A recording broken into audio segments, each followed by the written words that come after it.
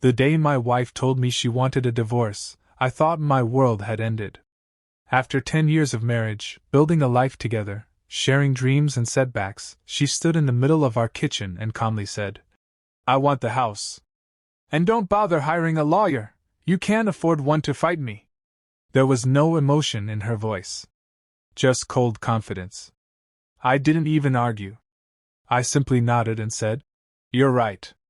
What she didn't know was, I had already accepted the end, but I wasn't going to let her walk all over me. Weeks passed. She served me the papers in court like it was just another task on her to-do list. She walked in, head high, probably expecting me to show up alone, helpless, maybe even begging. But as she sat down, a man in a dark suit walked in behind me and sat beside me. Her confident smile faded the moment he looked directly at her and said, "He doesn't have to afford me. I'm his older brother." That moment changed everything. You could see it in her face: confusion, panic, disbelief. Suddenly, she wasn't so sure of herself anymore. And in that courtroom, she realized this wasn't going to be the easy win she thought it would be. Because what she didn't count on was that family sticks together, especially when someone you love is being pushed to the edge. But what came next wasn't just a courtroom battle. It was a slow unraveling of secrets, manipulation, and a betrayal deeper than I ever imagined. Because the truth was, the divorce wasn't about money or the house, it was about control, and she was about to lose all of it. My wife, Emma, hadn't always been like this. When we first met, she was warm, thoughtful, driven. We built everything together: our first apartment, our small business, even our dream of having a family. But somewhere along the way, things changed. She started becoming distant, secretive. At first, I blamed myself. Maybe I was working too much. Maybe I wasn't listening enough. I tried harder. I gave her space. I tried to talk things through. But no matter what I did, she just kept pulling away. And then, one day, she just gave up on us. What hit hardest wasn't the divorce itself, it was how calculated it all felt. She'd already moved money out of our joint account. Already contacted a real estate agent about the house. She even tried to convince my closest friend that I'd been emotionally unstable, setting the stage like she was planning this for months.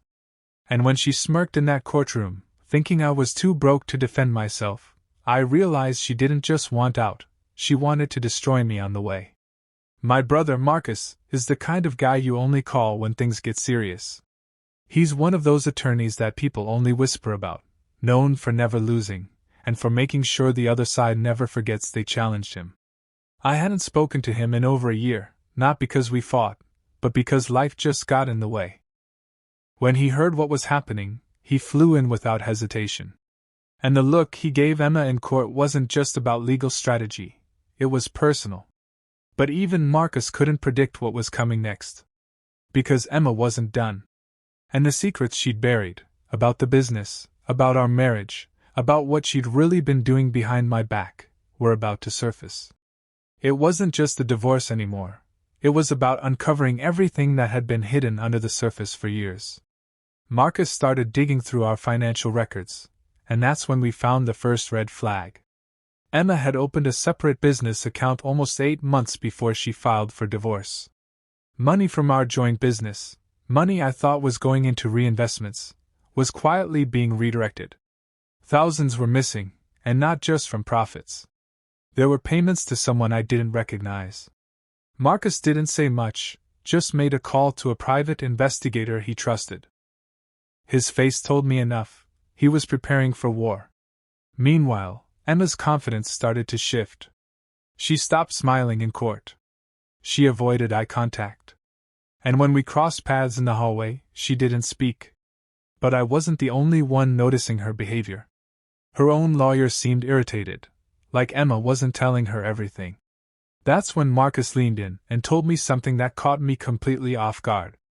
"She's hiding more than money." I didn't know what that meant at the time. But I started noticing things, too.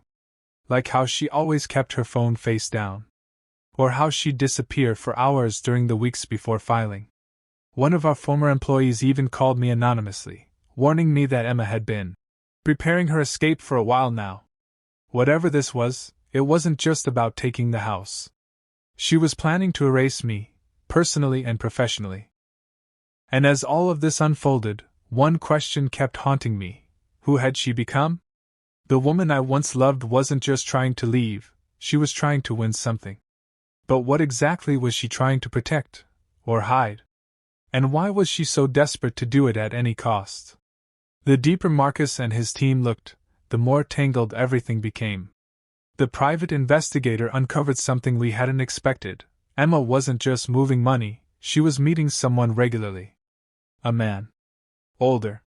His name was tied to a shell company that, oddly enough, had connections to some of the payments made from our business account. Marcus didn't say it outright, but I knew what he was thinking. This wasn't just a side affair. This was strategic. Calculated. Like Emma had helped planning the entire thing, from draining the accounts to setting me up for financial ruin. The courtroom sessions grew more intense. Emma's lawyer started fumbling. Documents went missing. Timelines didn't add up. It was like her whole case was slowly cracking under pressure. But Emma, she held on barely. I could see it in her eyes now. The fear. The doubt. Like she realized she'd underestimated not just me, but Marcus. Yet even with everything falling apart, she didn't back down. She doubled down. Then came the day Marcus requested access to her digital records, emails, cloud storage, backups. Emma's reaction was immediate. She stood up in court, tried to object herself, cutting off her own lawyer. The judge looked confused, but Marcus? He just sat back with a small grin. He'd found something, and Emma knew it. That night I got a call from Marcus. His voice was steady, but serious. You need to see something. Tomorrow, everything changes. I didn't sleep. My mind ran in circles. What could be so serious that even Marcus sounded cautious? What was hidden in those files? As I sat outside the courthouse the next morning, I looked at the woman I once promised forever to, and realized, whatever came next, there was no turning back. The truth was finally about to come out. When I walked into the courtroom the next morning, I was ready for answers, but nothing could have prepared me for what Marcus showed me. He slid a tablet across the table, and on the screen were screenshots of emails between Emma and the man she'd been secretly meeting.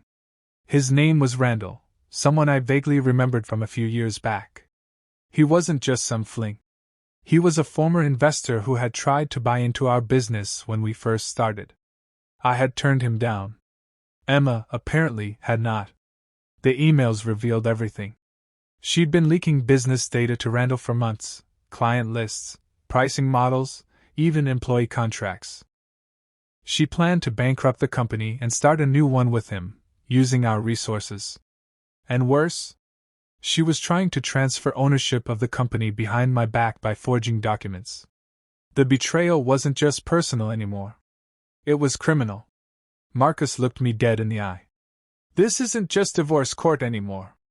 We're crossing into federal fraud.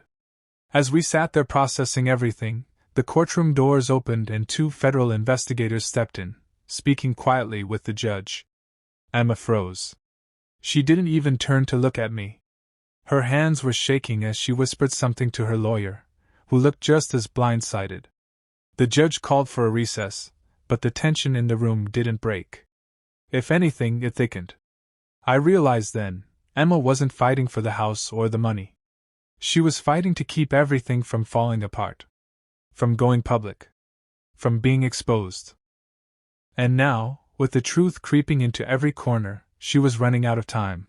The judge reconvened court after the recess, his expression more serious than ever. Emma sat stiffly beside her lawyer, avoiding every glance in my direction. The federal agents now sat quietly behind the prosecution table, watching everything. Marcus stood up and handed over the last piece of evidence, a voice recording pulled from a backup Emma forgot existed. It was a call between her and Randall, recorded weeks before she filed for divorce. In the recording, she spoke plainly, coldly, about how she planned to strip him of everything, and how once the business collapsed, she'd start clean, with Randall, using what she'd taken. The courtroom was silent. Emma's lawyer stood slowly and asked for a private conference with the judge. But it was too late. The damage was done. The judge looked directly at Emma and said the words I'll never forget. "You've weaponized this court under false pretenses. And now, there are consequences." The court ruled immediately in my favor. I retained full ownership of the business, the house, and legal damages were being filed separately. But just as we thought it was over, just as Emma stood to leave, red-eyed and broken, Marcus leaned in and said quietly, "There's something else." Randall had disappeared. Vanished 2 days before the hearing. No contact. No trace. And as it turned out, all the money Emma funneled to him? Gone. Every dollar. She wasn't just facing fraud charges now, she'd been double-crossed by the very man she betrayed me for. She turned pale as the reality hit her. She thought she'd won the game, but Randall had played her from the start. In trying to destroy me, she destroyed herself. And as I walked out of that courtroom, all I felt was peace. Because justice hadn't just been served, it had flipped the entire script. In the weeks that followed, everything slowly returned to a new kind of normal. The court officially transferred full ownership of the business to me, and Emma was ordered to pay restitution once the fraud investigation closed. She moved out of the house quietly, without saying a word. I heard through mutual contacts that Randall had emptied her accounts and left the country. She was left with nothing, not because I wanted revenge, but because she gambled everything on betrayal and lost. Marcus stayed a few extra days, helping me put the business back on track. We talked more than we had in years, and I realized how lucky I was to have family who showed up when it mattered most. His presence reminded me that no matter how dark things get, there's always someone who has your back. That kind of loyalty is rare and powerful. I also started rebuilding my life outside the courtroom. The stress, the lies, the manipulation, it had worn me down, but it also woke me up. I'd spent so much time trying to hold together a marriage that was already broken. Looking back, I missed the signs. But now, I wasn't angry. I was grateful, for closure, for truth, and for the chance to start over. Sometimes, the people you trust most turn out to be the ones who hurt you the deepest. But sometimes, life throws in a twist, like an older brother in a courtroom reminding the world that blood runs deep, and justice still matters. In the end, Emma lost everything she tried to steal. And I gained something she never expected: freedom, clarity, and a future I could finally call my own. Because even in the messiest battles, the truth always finds a way to rise.